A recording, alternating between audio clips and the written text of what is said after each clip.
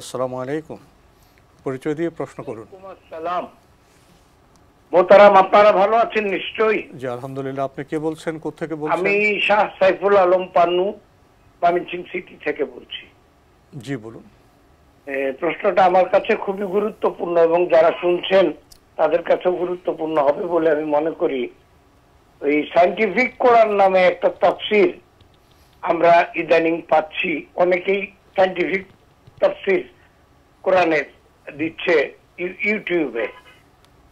বিভিন্ন রকম ফেতনা ফেসাদের কথা আমরা বুঝতেছি, কোনো কিছু বুঝতে পারছি না। বলা হচ্ছে মানুষ মাটির তৈরি না, একটা র ম্যাটেরিয়ালস থেকে মানুষকে তৈরি করা হয়েছে। অথচ আমরা সারা জীবন বাপমার কাছে শুনে এসেছি, আমরা জানি, আপনাদের কাছেও শুনেছি যে আমরা মাটির থেকে তৈরি, মাটিতে বিলীন হয়ে যাব। তো এই প্রশ্নটার একটু জবাব আমি চাচ্ছি আর কি। এরকম আরো অনেক কিছু কোরআনের সাথে সংঘর্ষিত হচ্ছে। জি ধন্যবাদ আপনাকে। জি জি, আপনি ঠিকই বলেছেন, বর্তমান যে সোশ্যাল মিডিয়াতে ইউটিউবে নানান রকম বিষয় আসছে। তো আপনি যেটা বলছেন যে সায়েন্টিফিক কোরআনের তাফসীর, এখানে নানা কথা বলা হচ্ছে। একটি বিষয় আপনার কাছে খুব খটকা লেগেছে, সেটা হলো আপনি সেটাকে ফিতনা ফাসাদের মতো মনে করছেন। যে আপনি শুনে এসেছেন দীর্ঘদিন ধরে যে মানুষ মাটির তৈরি, তারা বলছে না এটা ঠিক নয়, মানুষ মাটির তৈরি নয়। তো এ বিষয়ে কি বলবেন?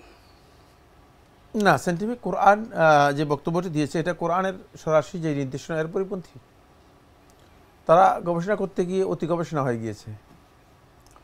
যেহেতু আল্লাহ সুবহানাহু ওয়া তাআলা স্পষ্ট করে বলে দিয়েছেন যে মানুষদেরকে আল্লাহ তাআলা কী থেকে সৃষ্টি করেছেন, কীভাবে সৃষ্টি করেছেন। কোরআনে কারীমে আল্লাহ রাব্বুল আলামিন বলেছেন ইন্নী খালিকুন বাশারাম মিন তিন, আমি মানুষদের সৃষ্টি করেছি মাটি থেকে।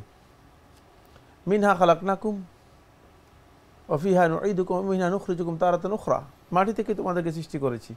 এটা আল্লাহ তাআলা কোরআনে কারীমের মধ্যে বলেছেন। এবং ওয়া ফিহা নুঈদুকুম, এখানেই ফিরে নিব, আবার ওই মাটির থেকে তোমাদেরকে বের করব। তাহলে বোঝা যাচ্ছে যে মাটি বিষয়টি সৃষ্টির মূল উপাদানের মধ্যে রয়েছে। কিন্তু এর অর্থ কি এর রাস্তার যে মাটি আছে এই মাটির মতো মাটি দিয়ে মানুষদেরকে তৈরি করেছে? না, এটা এই মাটি আন্ডার প্রসেসিং, মানে প্রসেসের মাধ্যমে চেঞ্জ হয়েছে। পৃথিবীর প্রচুর জিনিস মানে একটি মূল উপাদান থেকে অসংখ্য জিনিস তৈরি করা হয়ে থাকে। সৃষ্টির শুরুতে যে অবস্থা থাকে, পরবর্তীতে পর্যায়ে সেখানে নানা পরিবর্তন আসে। না, প্রসেসিং হয়েছে, মাটিকে প্রসেসিং করা হয়েছে। প্রসেসিং করে মাটিকে, ওই মাটির প্রসেসিংটাকে আল্লাহ সুবহানাহু ওয়া তাআলা পরিবর্তন করে নুতফা এবং বুয়েদাতে নিয়ে গিয়েছেন। নুতফা এবং বুয়েদা হচ্ছে শুক্রকীট এবং মানে ডিম্বকীট, শুক্রাণু এবং ডিম্বাণু, শুক্রাণু এবং ডিম্বাণু এইটাতে পরিণত করেছেন। এটাকে মাটি থেকেই করা হয়েছে এবং এর মধ্যে মাটির উপাদান মাটিরই। এটাকে মানে আল্লাহ সুবহানাহু ওয়া তাআলা পরিবর্তন করেছেন। সেখান থেকে আল্লাহ রাব্বুল আলামিন সেটাকে আমসাজ করেছেন। আমসাজ হচ্ছে সেটাকে দুটাকে মিশ্রণ করেছেন। দুটাকে মিশ্রণ করে দুটোই মাটি থেকে সৃষ্ট, কোনোটাই নূর থেকে সৃষ্ট নয়। এখানে একটা কেমিস্ট্রি হয়ে গেছে। হ্যাঁ, কেমিস্ট্রি হয়েছে, সেখানে আমসাজ করেছেন, মিশ্রণ করেছেন। তারপর মিশ্রণ করে মিশ্রণ থেকে আল্লাহ সুবহানাহু ওয়া তাআলা ভিন্ন একটি জিনিস সৃষ্টি করেছেন। আসল ব্যাপার হচ্ছে কি, শুধুমাত্র এক পৃষ্ঠার আধা পৃষ্ঠা পড়ে যদি কোনো ব্যাপারে আমরা ডিসিশনে চলে যাই তাহলে ভুল হয়ে যাবে। সায়েন্টিফিক কোরআন এর বক্তব্যটা কী ছিল সেটা আমি জানি না, আমি পড়ি নেই, আমি বলতে পারবো না। তবে মানুষ মাটি থেকে সৃষ্টি, এটাই বিশুদ্ধ বক্তব্য, এটা কোরআনের বক্তব্য। এখানে আমার একটি প্রশ্ন, আমরা যখন কোরআনের আয়াতের ব্যাখ্যা জানতে চাইব, সেক্ষেত্রে কি যার উপরে কোরআন নাজিল হয়েছে এবং নাজিল হওয়ার সময় যারা আশেপাশে ছিলেন সাহাবা, তাদের বক্তব্য তো আমরা বেশি গুরুত্ব দিব না তার থেকে হাজার হাজার বছর পরে এসে বর্তমান সময়ে সে প্রতিবেশ থেকে যখন আপনার ওহী নাজিল হচ্ছে, আসলে সব কিছু দৃশ্যমান না, অদৃশ্য বই কিছু আছে। বহু বছর পরে, শত বছর পরে এসে আমার মধ্যে একরকম ভাবনা জাগলো, তার কথাকে আমরা বেশি গুরুত্ব দিব না যার উপর কোরআন নাজিল হয়েছে এবং নাজিল হওয়ার সময় যারা আশেপাশে ছিলেন তাদের বক্তব্য ব্যাখ্যাকে আমরা বেশি গুরুত্ব দেব?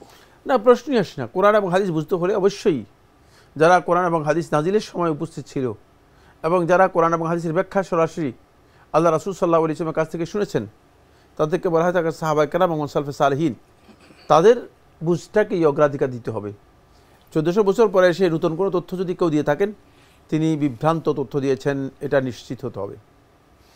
আসলে ইসলাম তো কোরআন তো নাজিল হয়েছে আনুগত্য করার জন্য। জি, জি। এখন যারা আনুগত্য পরিবর্তে বাইরে গিয়ে নতুন কথা আবিষ্কার করছে, দোষ ত্রুটি খুঁজছে, তারা তো আনুগত্যের পথে থেকে দূরে সরে যেতে কথা বলছেন। যিনি গবেষণা করতেছেন তিনি হয়তো মনে করতেছেন যে আমি একটু নতুন জিনিস দিলাম মানুষের কাছে, কিন্তু তিনি জানেন না যে তার এই নতুন জিনিস দেওয়াটা ইসলামে অনুমোদন নয়। ইসলাম, কারণ ইসলাম নতুনত্বের বিধান নয়।